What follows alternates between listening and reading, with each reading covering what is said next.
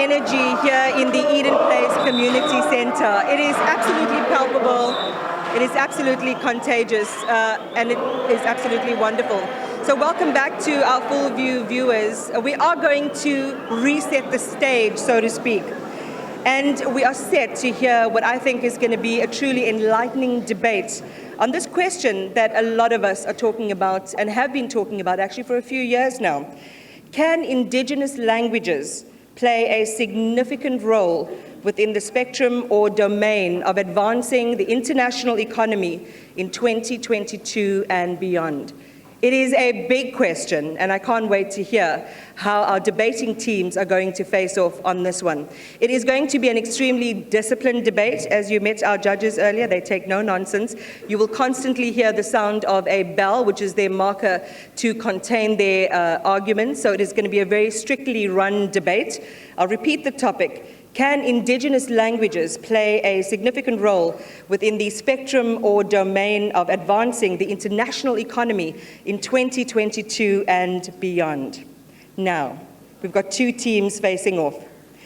The Literati Book Club, that is a group of inmates, versus Kgomotso Thomas Book Club. They are from a local community. For the Literati, let's take a look at them. They are ready. They are on stage, looking mean. We want to see more aggressive faces. Let's show us what you have. Mornay Dipperink, Innocent Montewa, Tapelo Niels. Where are you guys? Hi. There you are. Are you ready to do some intellectual and literary damage? And then we are going to have from the Kgomotso Book Club, Klangelani Tsungu, Mochepi Low, and Sydney Ngobeni. Are you guys ready? I'm expecting a little bit more. Give us a little bit more, guys.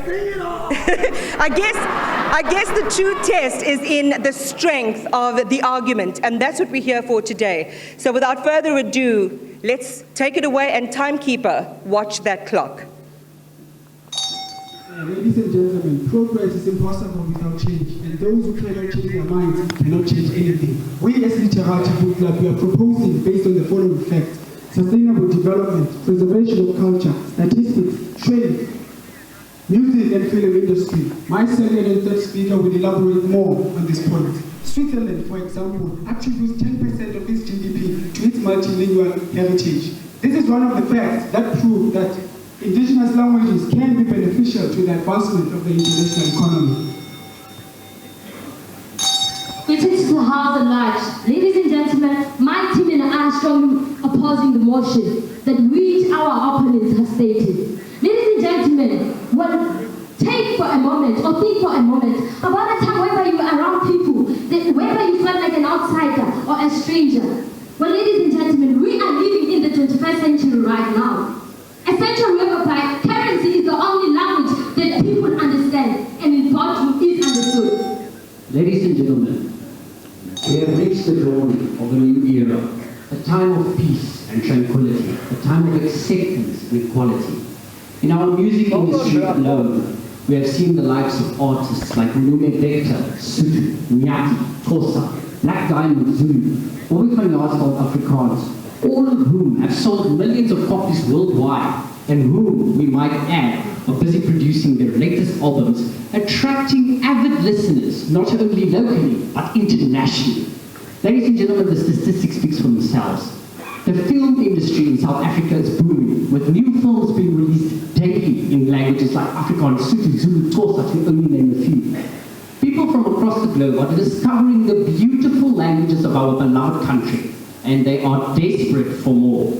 Thanks to both the music and film industry, people from across the globe are reaching out, hiring multilingual private tutors for the young, teaching them the indigenous languages of this country. Recent statistics from the New York Times prove that interest in indigenous languages has increased more than 128% in the last 5 years alone. Gabrielle Hogan-Brand, a research fellow in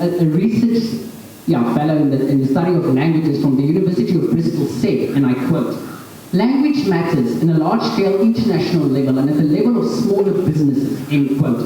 Another example can be from the popular Afrikaans magazine called Huisgenoot. In the 22nd September 2000, 2022 edition, where it depicted a young boy at the age of 11 called Caleb Payne, who became the first South African to be nominated for the Youth Oscar in his part for the youth, for his part in the famous Netflix film called Good Life. Ladies and gentlemen, this is just some of the examples why we think.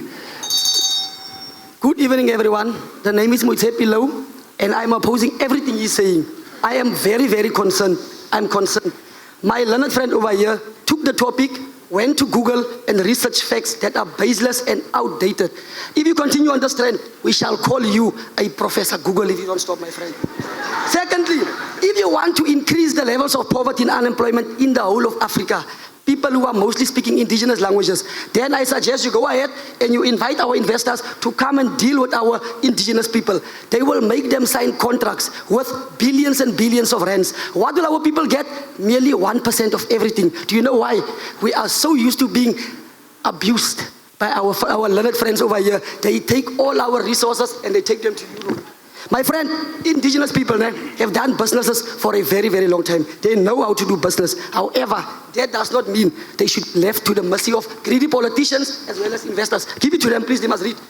Languages in general are under threat. So don't mix business with languages. If we speak different languages, I cannot trust you. If I cannot trust you, I will definitely not spend my money on you. I will not invest if we don't speak the same language. The only language that matters is currency. Rands, dollars, euros, and pounds. Let me put in the lottie in there as well. Your entire research, my friend, is based on sources and references from Google. My brother, plagiarism in the highest order. In conclusion, I am from Richie Moderafir, proudly 8701. I speak an indigenous language. I am proud of our heritage. Ladies and gentlemen, take into consideration that UNESCO declared the year 2022 as the International Indigenous Languages.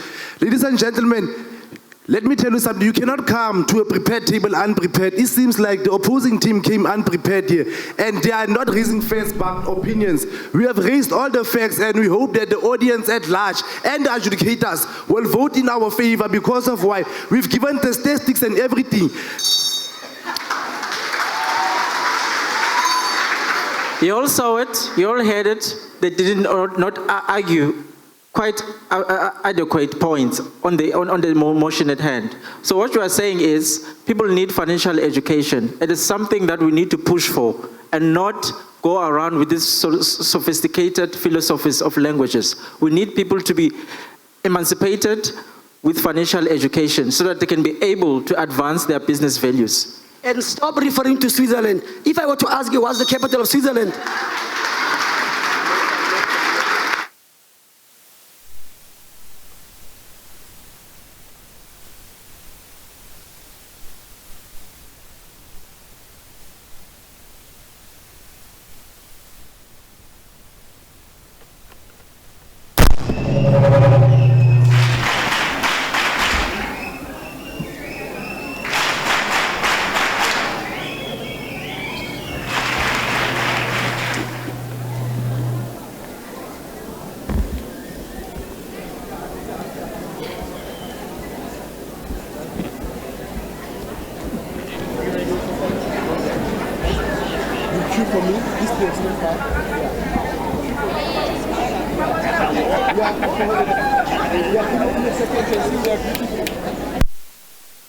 making your national debut today.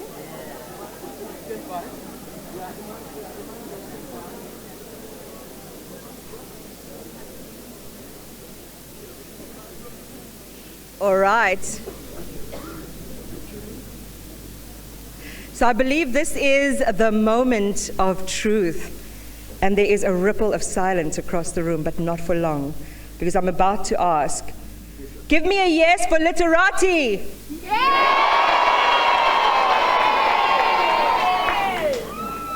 Give me a yes for Kgomotso.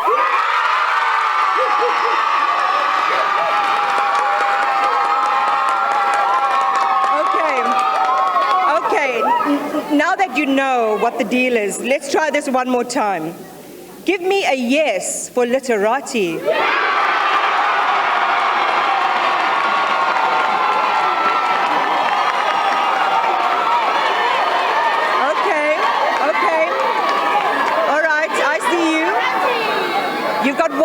opportunity to make this fantastic. Give me a yes for Kgomotso.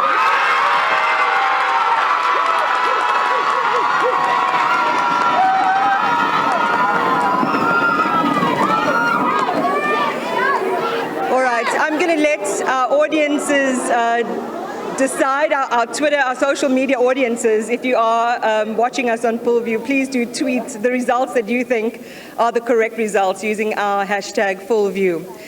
Nonetheless, it's a wonderful moment to just hear the level of argument and debate, but more than that is just the absolute, joy and investment that they did in putting those arguments together. And I think both teams did a wonderful job of putting those arguments and those positions on the table. We'll hear from our judges a little bit later on.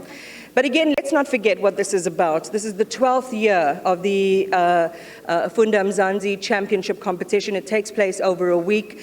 It's in partnership with the George Municipality, the National Library of South Africa, and the Department of Correctional Services. And a lot of the stories that we are sharing are real-life stories of things that didn't go quite according to plan. And this representing an opportunity to write a new story and a new script for how a person's life plays itself out. And I want us to share the story of Mbalenhle Matumane, who is an inmate, you may stand with me, Mbalenhle, an inmate at East London Correctional Prison. May I first say that you look like a champion, you look absolutely beautiful. Thank you very much. And thank you very much for allowing us to share your story. Just want to take these off very quickly. Okay, so just share with us a little bit. I was speaking to one of the other inmates a little bit earlier on about a lifestyle change and turning things around. Share with us a little bit about your story and how you ended up being behind bars. Okay, hi everyone. As you heard that my name is Mbalenhle. I'm from East London Correctional Service. I'm sentenced 15 years for murder. While I was there in prison, everything changed. So my life changed. I don't even have to ask a second question because I can see how deeply this question goes straight to your heart. The most important thing that I want to focus on is today, this moment and this opportunity. You're a part of something really amazing. And I would love for you to share with the country how being a part of this makes you feel. The part of this Funda Mzantsi thing makes me proud, and I'm proud of myself. While I was here, I did the wrong things outside, but now I'm relieved. It's okay, it's okay.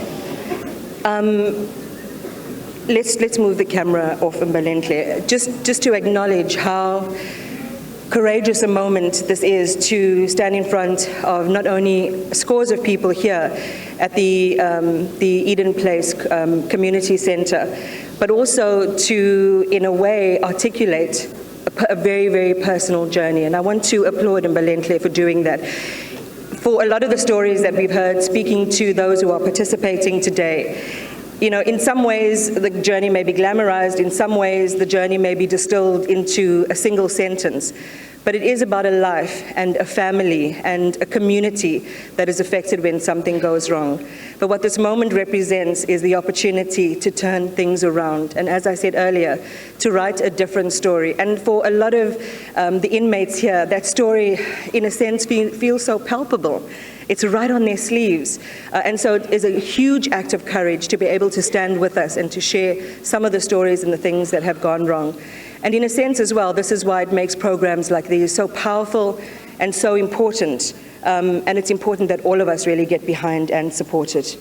I want to bring in as well another member of the community, and this is Favor Litchfield, who is, Favor, here you are. Favor is from a book read, Sternberg. You may join me. Thank you. Okay, go for it.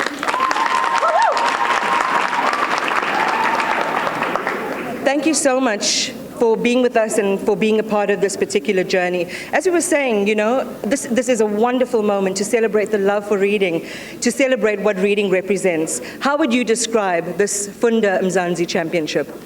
This is a wonderful initiative for South Africans It is a wonderful initiative for our brothers and sisters here. It is a wonderful thing for all of us to be here. For inclusion, we are healing together. I like the initiative of Funda Mzantsi that this year's people are here and the community is here to say, like, let us move together, jointly, let us read together. What is important is that they are the initiators of this project, of this movement. So we are growing together. As an author who has been published by the NLSA, the Community Grant Project, I am grateful as well because through the initiative of Center for the Book, I'm standing here with a book club in school as a teacher, with a book club in the community, and with Readers Rustenburg. So I'm proud of everything that is happening here, and I see South Africa growing and growing because of reading. Thank you.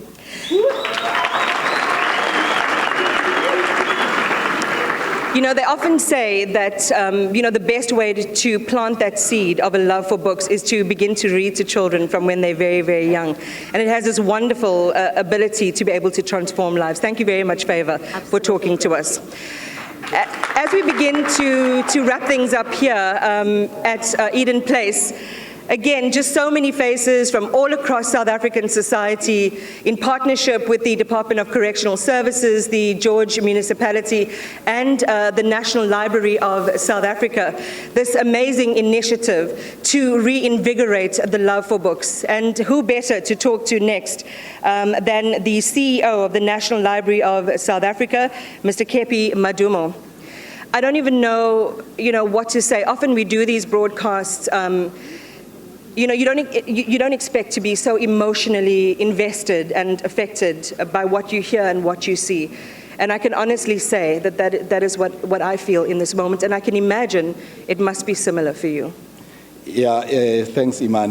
Maybe let me indicate, I started my career as a young librarian doing reading programs at the Johannesburg prison, commonly known as Sun City, in the female section, and also the Leeuwkop. So that was my task as a young librarian, and it's so encouraging to see that this relationship and partnership of books and rehabilitation goes together. And just also to indicate that the National Library is an agency of the Department of Sports, Arts and Culture, and one of the mandate of the department is to promote and preserve indigenous languages. And it's so exciting to see young people having pride in their languages. And we are really grateful, and we know that if we all have studied with our mother tongue, would be excellent, and I think we'll all be having our PhD. And this is something that I think with the Department of Education promoting mother tongue languages as a medium of instruction will take the nation forward. Thank you.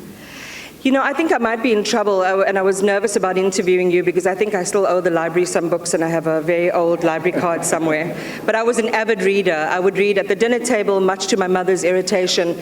And what I lacked for in formal education, I really gained in books, and it ignited my imagination in a way that I could never have anticipated. How do we promote that love for the book culture? How do we make libraries more accessible places of learning to keep kids off the streets, to keep them away from the harmful places and the dark places? Libraries play a very important role in promoting reading for pleasure. We know that the basic literacies we are taught at school.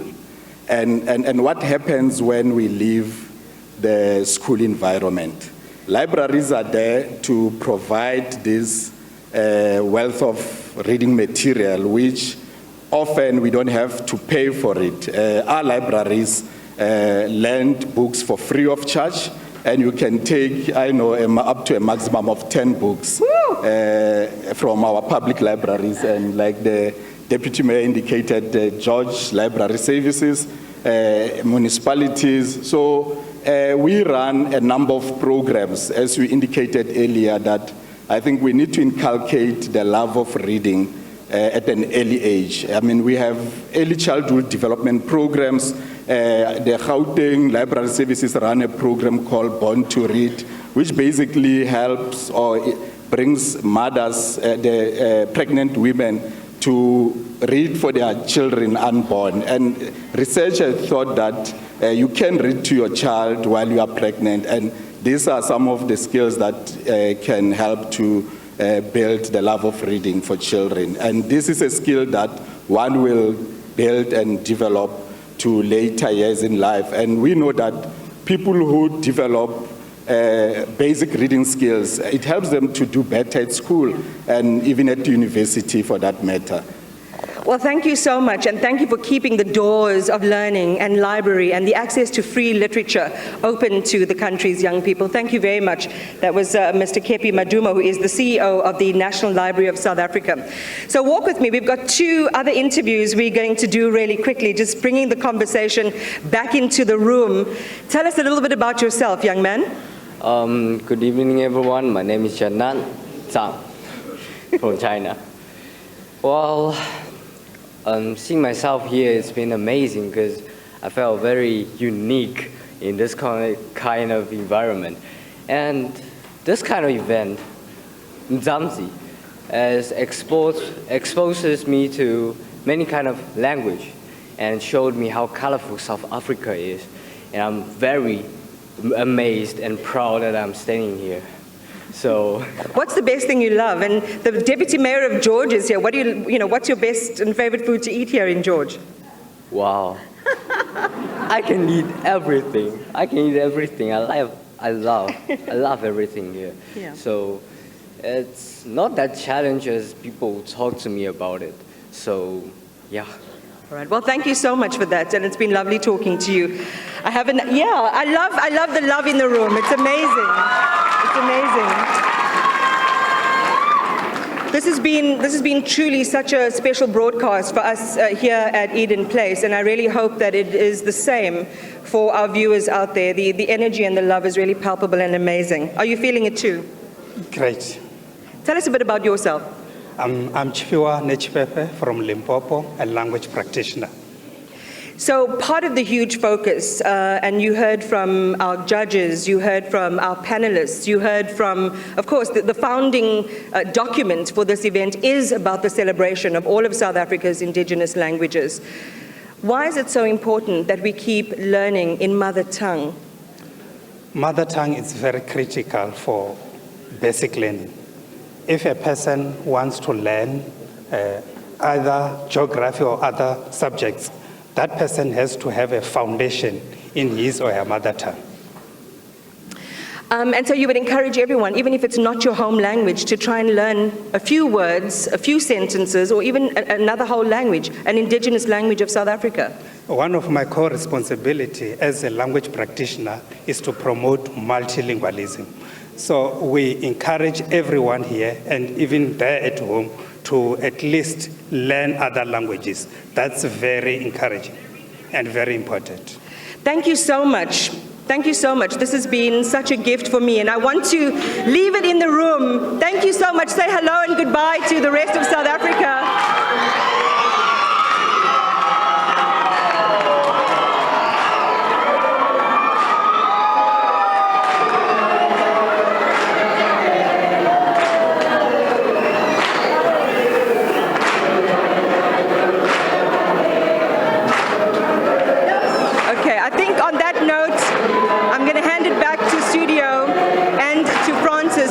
Generous afternoon and evening it has been here at Eden Place Community Centre in George. The competition continues, and we hope that as inspiring as it's been inside this hall is as inspiring as it's been in your homes, to really engender a love for reading, for books, and to study more in the indigenous languages of our country.